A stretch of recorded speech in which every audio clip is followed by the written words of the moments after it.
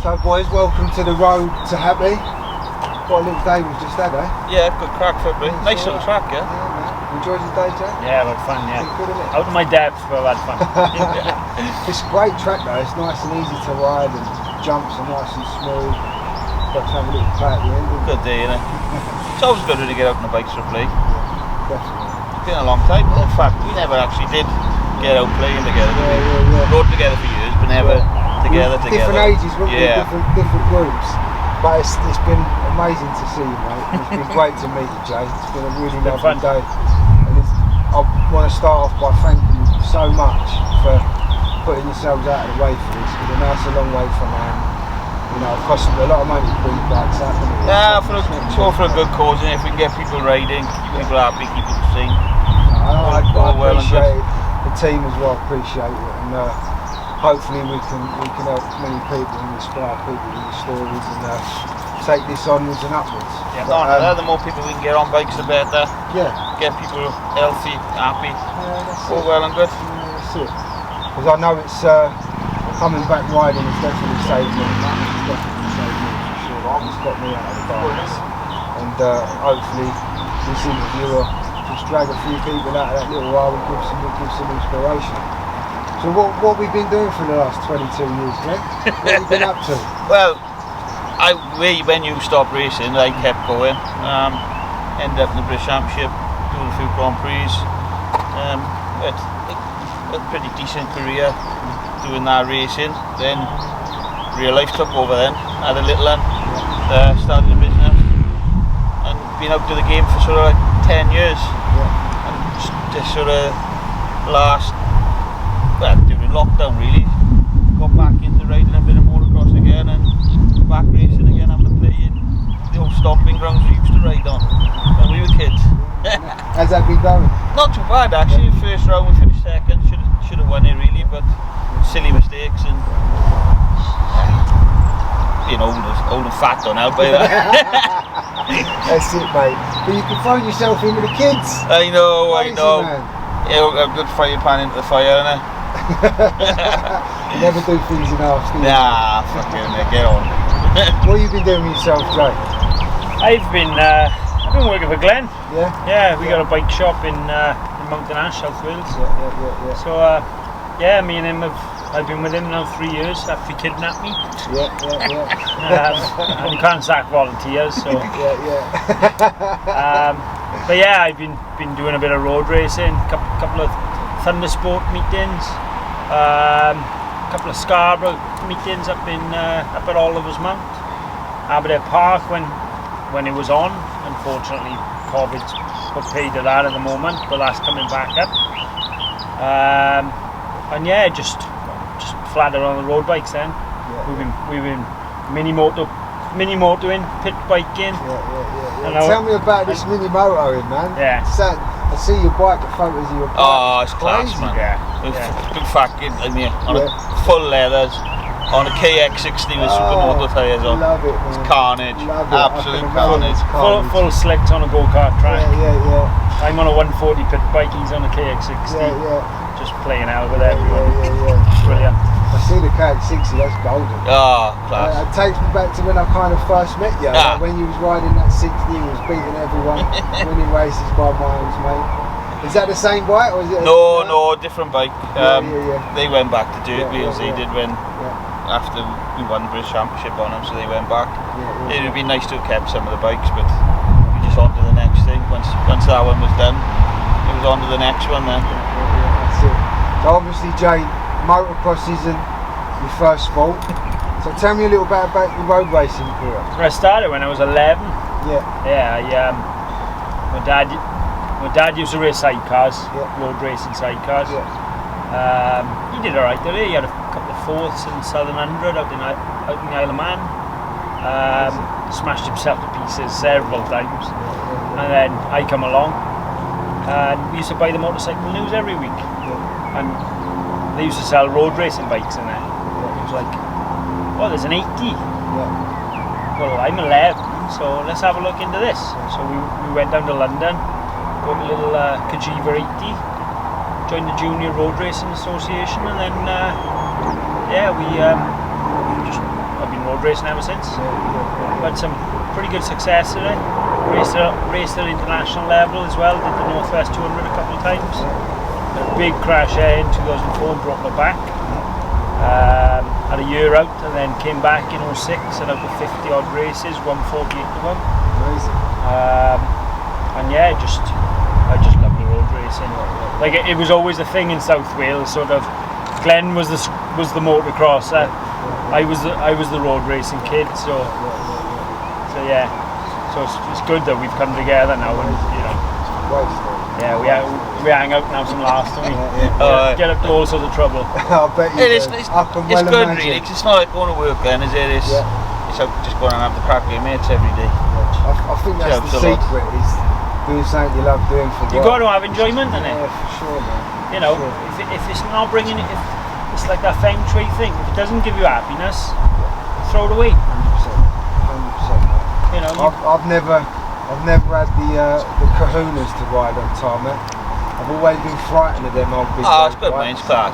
I remember as a kid, I got on the back of a friend of mine's Ninja. And it scared me to bits. I'd never do it again. I was like, I'm never going near a road bike again. So to hear that Glen transferred over and you now try and do a bit of both, it's great, because I've never had the kahunas. he's quicker than me on the motocross bikes by a fair margin, but he's not too far away on the road bikes. So you have your day on the tarmac, you have your day on the dirt.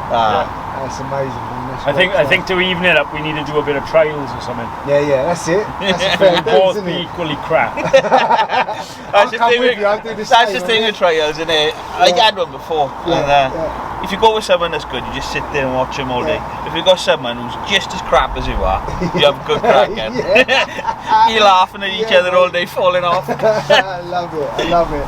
So Glen, how's fatherhood treated you? Yeah, it's good. Like? It's good. Alfie's 13 now. Growing fast. It's gone in the blink of an eye. Like, well, as you understand, you've got kids yourself. It's beyond. Luckily, he's not too interested in bikes. Thank God. Because I'm still not done playing myself yet. Like, he got the bikes there, but he don't seem to have the competitive drive to compete. He likes to ride now and again, but it's there when he wants them. Hopefully, he'll fall in love with them when he's older and he can pay for it himself. That's it, mate. It's good that you're letting them decide their own I don't see the point, to be honest with you. Kids are kids. They need to try as many different things as they can, find their own way. Luckily enough, with my dad, he seen that I wanted to do the bikes at such an early age, and he supported me all the way through it. And I can't knock him for that. It's a difficult one, as you know, with you, mum and dad. It's a family game. It's not just a single-minded thing like people think. The whole family got to be involved. Brothers, sisters, uncles, aunties. You all give up for it. Yeah, it's a lifetime, isn't it? They all make sacrifices, don't they? Yeah, that's it. And see, like I said to you boys earlier, since I've been back, it's great to not only feel what I've felt, but to see what my dad's getting from it. My mum and my brother's not been around it again yet, but it's great to. We're all getting something from it. Even my little brother, that he's not coming with us, but he's radiating the energy that me, my dad, and my mum are bringing home, and it's great. It's a great vibe, man. When when everyone's happy, it just makes everything, life so much easier than it. For sure. Without a shadow of a doubt. If you're happy and enjoying what you're doing, all good. Yeah, no, I think that's where a lot of people struggle. They focus too much on one thing and they just dig themselves a big hole. It gets too much at times. Absolutely. So tell me about the road racing journey.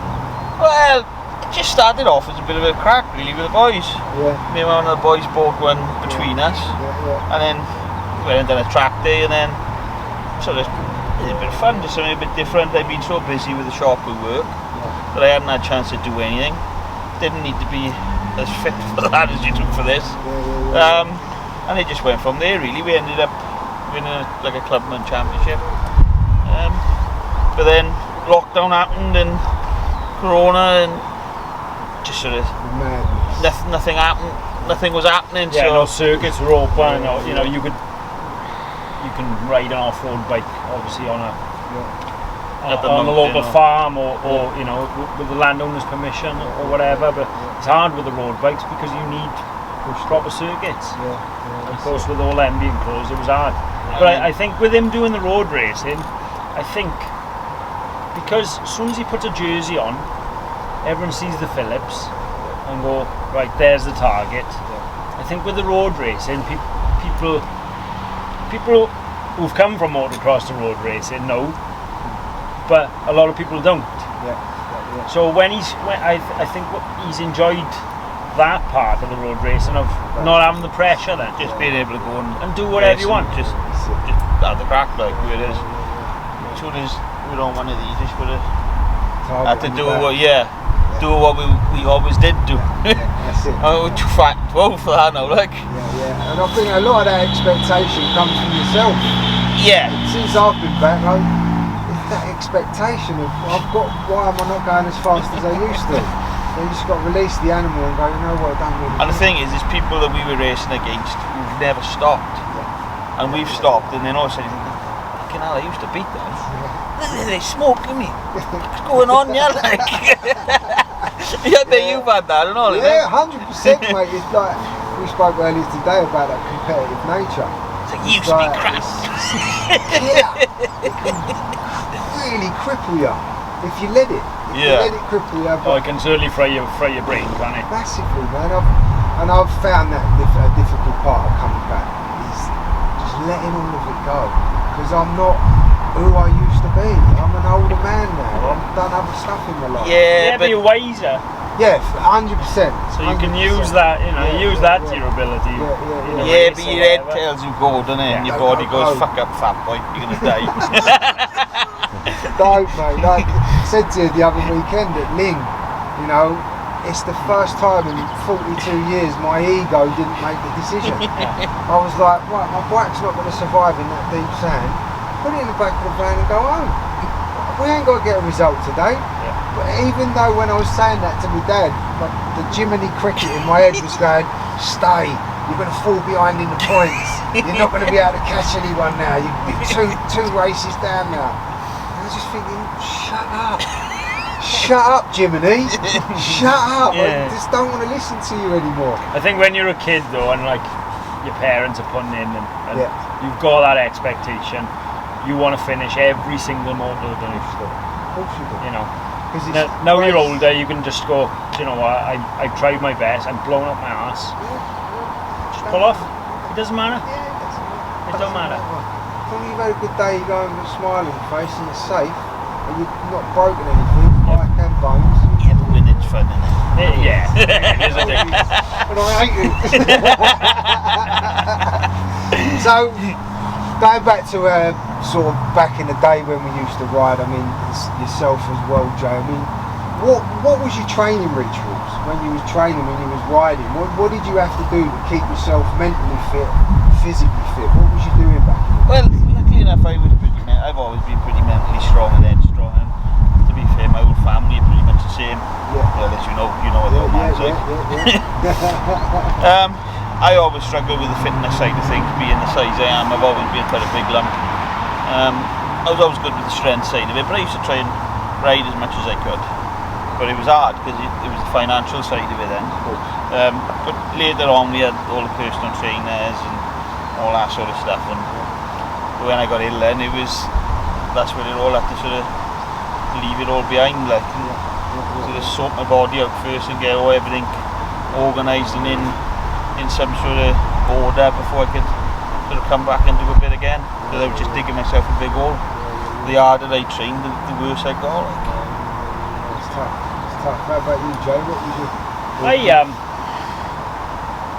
again with the road racing, it's hard to just physically go out and practice. Yeah. So I just used to do a lot of cycling, swimming, enjoyed swimming. And of course, us being from South Wales, there's hills everywhere, there's mountains everywhere. So we love where we live. Let's use it to your advantage. So we just cycle, and you know, we got 4 or 5 the boys all cycling the same sort of pace. You start racing. Competitive nature. Yeah, everything we did now, everything was always a competition, a race. Whether it was who could do the most press ups, or who could get to the top of the mountain the quickest running, or who could get down the hill the fastest on the push bike. Everything was always competition, and all my mates are exactly the same. So we always had a good crack, like plenty piss taking and accidents, wipeouts. Yeah, that's it. I found when I was training back in the day as a kid, but being back now, that I'm now plugged into that person I was, and it's really given me strength. Because back then we was so mentally tough. You know, we'd be out training every day. Like I'd ride my bike twice a week. I'd cycle 30 miles a day, and now coming back into it, I've plugged myself back into that. It's keeping the mist away. Yeah. And I think that's what exercise does for you. I think the getting up and having a time to be somewhere and do what you've got to do when you're at that place and make sure you get that done. I think that really helps mentally. Routine and structure, isn't it? Yeah, for sure. You know? It's when you're in a deep dark place and you've got no structure, or you've got, unfortunately, the fuck it attitude. Yeah. You know, fuck it can be done tomorrow, it can be done later. Well, no, you know, drag your ass out of bed, go to the gym, you know, and then go to the gym for longer. Go, you know, do other things. You just need structure, I find. Yeah, for sure. I totally agree. Totally agree. I think that having to be somewhere at a certain time and getting yourself there. Since I've been struggling with my mental health, when I first started getting back on my toes again, I gave myself like 5 things I've got to do, 5 achievements, small achievements, and every time I achieved all them 5, it just helped me a little bit. Every time it gives you that cognitive behaviour changes, and you start patting yourself on the back instead of kicking yourself in the stomach. It's the same with the racing. You've got to set yourself realistic goals. Yeah. You can't just go there and turn up to meet you and go, I want to win. If you've never done it before. You're not being funny, it takes time. You've got to think, right, this week I'm going to go, just see where I finish. Finish 10th in the first race. Right, the next one I want to finish 9th. Once you got the 9th, you look go for 8th. You set yourself realistic targets and class them as wins as you go along. Well, for example, we used it at Sherwood a couple of weeks back. I was getting lapped 3 times. I qualified last for 1. My first ever proper motocross meeting behind the gate, shitting myself on the gate. We've been elbow to elbow then, you know what I mean? Get out of the gate and into the sand, got away, first race lap 3 times. Right, so that's the negative. I got lapped 3 times. Positive was I went 2 seconds quicker than in qualifying. And I did that all weekend on my Instagram. I was posting up to people. Just, this is the negative, so next race I only got lapped, I went slower, but I only got lapped twice. It's an improvement. But do you know what I mean? It's just those tiny little goals that'll eventually get you to the top. There's 2 questions that I kind of wanted to link together. I mean, through your careers, within your careers, whether it's been your career or outside of it, what's been the biggest struggle for both of you? And how have you dealt with that mentally? Well, my biggest struggle, I think, was money. We never had any of it. Alright, we always worked hard and got on with what we did. And we struggled a bit sometimes getting doors opening opportunities that other people with a little bit more financial backing behind them seemed to get the opportunities before we did. We always seemed to have to work twice as hard to get half as far. So it always seemed like our back was always against the wall, and that can get you down at times, but when you get it, then the reward is so much sweeter. Sure. How did you deal with that when you felt like everyone else around you was maybe getting what you felt you deserved? How did you move forward? How did you keep moving forward? I was blind ignorance, really, I think, and pig-headedness. I wasn't one to dwell on anything like that. It was just sort of, well, they got the opportunity I have, they got to work harder to try and get it. Things didn't always go the way to plan, and things didn't always get what I wanted. But, or what I felt that sometimes I deserved, but it's life. You got to suck it up, buttercup, and get on with it. At the wrong time. Get cramped. Well, make sure we get this in the bloopers. All the sympathetic in it. Somebody get him a banana. Give me some salt and water. This is going in the bloopers. It's right when I can't get the strength. Bear with me. I'm glad it's you and not me anyway. Might have to stand up. Yep, Ian's coming out to sort stuff out. I know, like we've spoken. Obviously, you've said you went through a little dark moment in your life, a dark time in your life, and I've done the same. I've been there, man. I've stood on the edge and contemplated, and for me, my sport has got me through that. As reconnecting with sport has got me through that. What helped you through that? Yeah, well, the drive to come back. Glen certainly helped. Glen and Gail have certainly helped. My parents, and just having just reconnected with friends. Friends I haven't seen in a while, or friends I neglected when I was in that dark time. You know. And we kidnapped him talking about Belgium. So everyone needs friends like Glen. You know, I'm the same. Like, I've had people lift me. Yeah. So it's important that you speak about it. It's important that you. I mean, with depression, with PTSD, with anxieties, with all of them things that we have them dark moments through. The automatic reaction is to curl up into a ball, go into that survival mode. You don't leave your room, you don't want to leave your house, you don't want to be around groups of people, you lose connection with your friends, like you say. But it's really, really important that you do the opposite to that. That you open up to friends like Glen, and you open up to friends that are around you and tell them how you're feeling. But just talk, innit? Yeah, for sure. Just talk. Yeah, the thing is, it's understandable that when you're in a shit place, you don't want to tell people you're in a shit place. You don't want to tell them that you're feeling suicidal. But you don't want to tell them that you. But again, people tell lies, don't they? This is the culture we're living in. Saying about the yes culture, everyone lives that Instagram lifestyle, don't they? It's all, you know, we're all glitz and glamour. Internet millionaires. Show and bullshit, isn't it? It's not real life, like. For sure. But it's really, really important that you know when you're in that place, the best thing for you is to do the one thing you don't want to do. And since I've been finding light, through finding the light, it's been doing things that I didn't want to do. So it's important that when people are listening to this, is from lightness, you've got to go through that thing you don't want to do, that thing like you don't want to go for a run, you don't want to go and talk to your friends, but they're the things you've got to really, really try and do. Yeah, and they're the things that'll drag you through it. 100%, 1,000%. I mean, I didn't, with my darkness, I didn't tell my mum and dad until I was 37.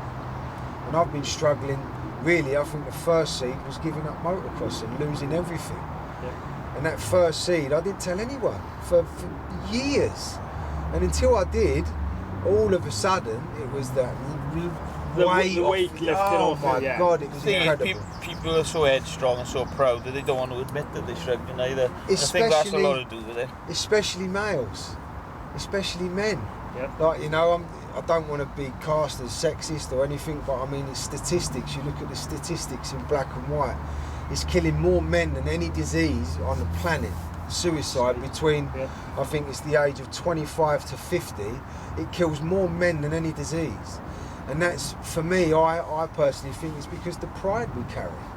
You know, it's the pride that we've been driven into us over the centuries. Well, nobody wants to be seen as being weak, do they? As soon as if they're struggling. Of course, you know, and it's really important that, you know, through this series that, you know, we're going to be talking to many, many riders and many, many different people from different walks of life, that you must talk to people. If it's not your friend, talk to a stranger.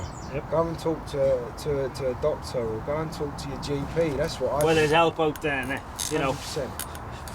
If we're comparing it to bikes, your doctor, your GP's your suspension guy, or your engine tuner. It's a great, what's the great bike, way to look what's at the it. what's the bike not doing? Yeah. Or you come in, bike shit. Right. Yeah. Well, what's it not doing? Oh, well, it's not doing this. It's not doing that. It's a great metaphor, mate. That's exactly what it's like in real life. Yeah. You know, you were the bike. What are you not doing?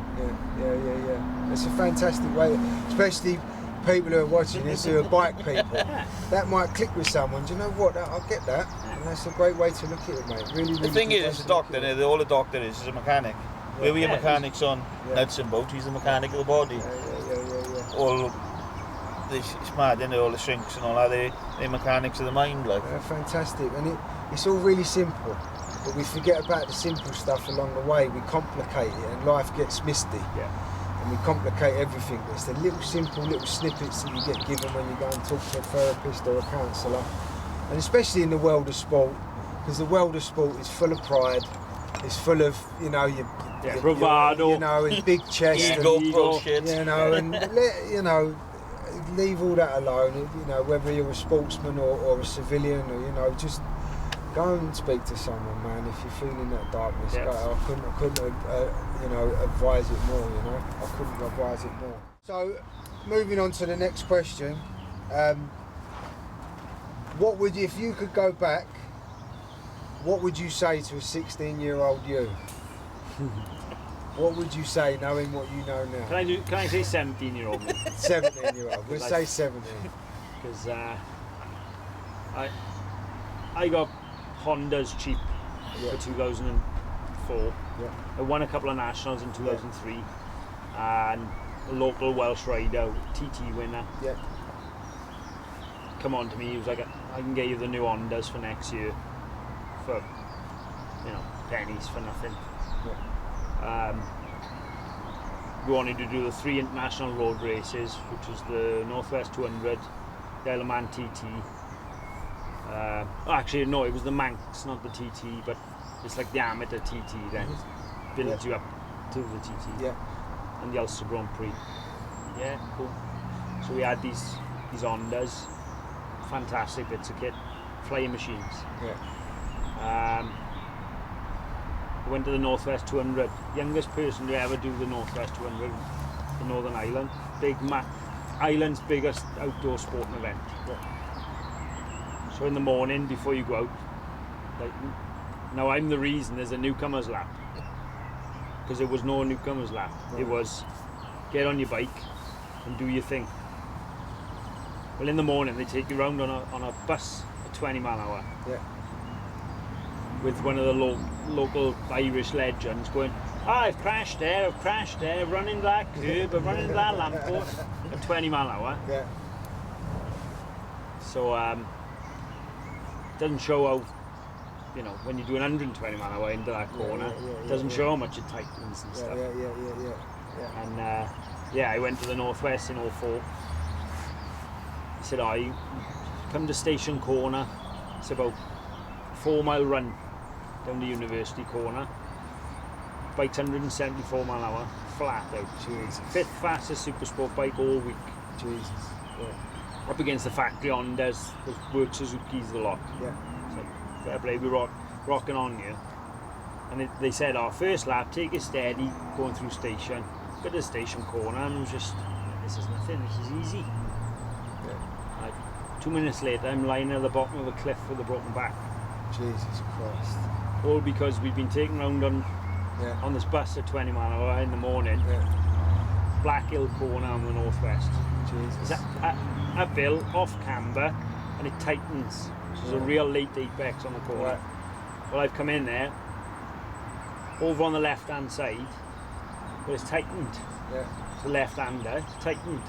Well, I've run up wide, hit the curb, gone over the curb, seen a fence coming towards me, Yeah. gone through the fence, didn't know what the other side of the fence was. It was a 40-foot ravine down to the sea. Yeah. Broke my T12 and my L3 in my spine. Yeah. I'd have a bone graft off my hip. 4 rods, 8 screws put in. Yeah. So yeah, so if I could go back to 17-year-old me, I'd say ignore what he said on the bus. Yeah.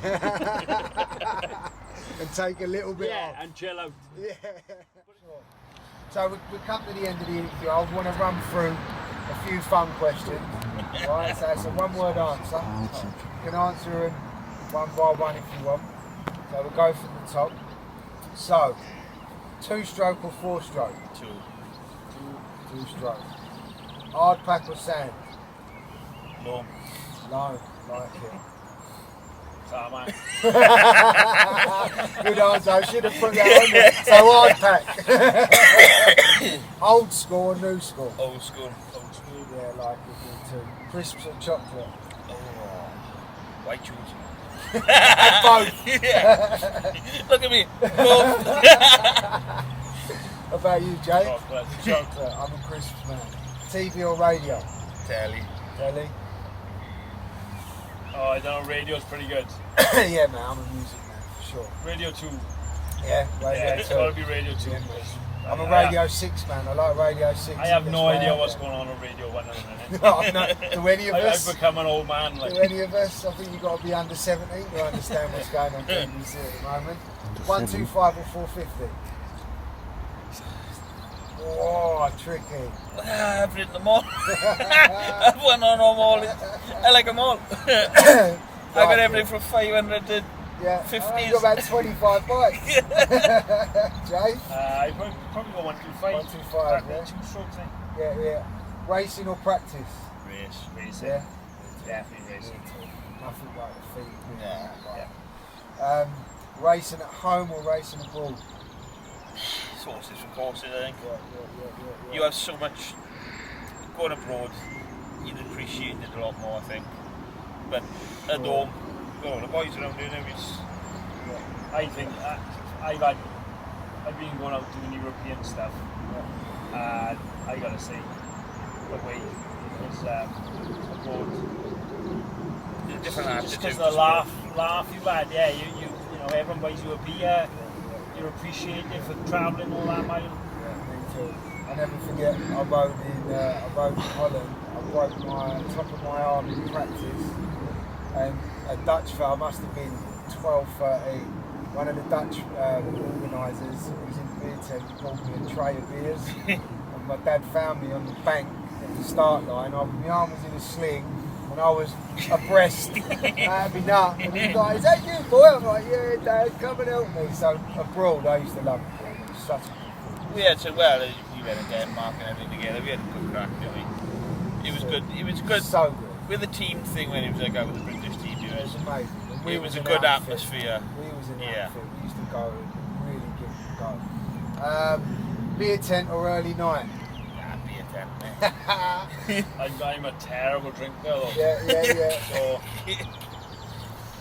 a couple of beers and then I like it.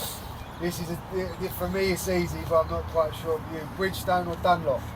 We only have a bridge, so I never rode that long.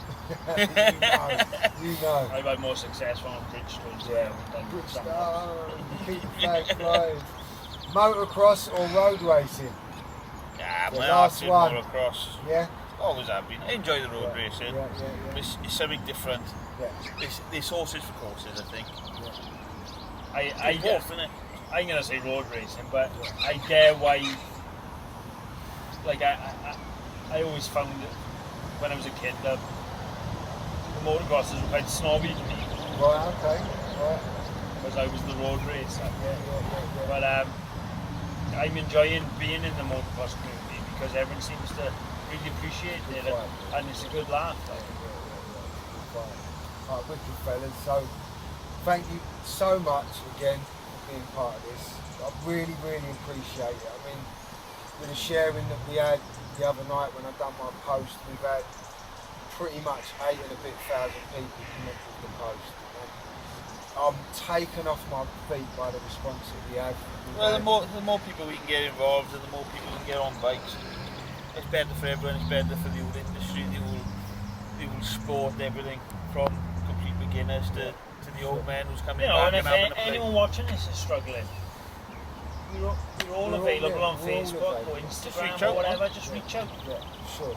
Like I say, thank you so much. It's great to meet you, Jay, and it's been so nice to see you, Glen. It's like we ain't seen each other for so long, but it's like I saw you yesterday. Yeah. Well, that's when you know it's real friends, isn't it? Friendship. And love to your family. And you as well. Tell them I said hello. And Mum's already said hello to everyone today. She's texted me, bless her. And I really look forward to seeing you both again soon. Well, we'll have to get out and get a meeting in or something. And definitely. If not, we'll see what Lee's reunion thing in September. Yeah, I will be there. That's going to be. It's definitely going to be. We got some real old. Definitely. We got some old boys coming up for that one. Rubbish I am at drinking.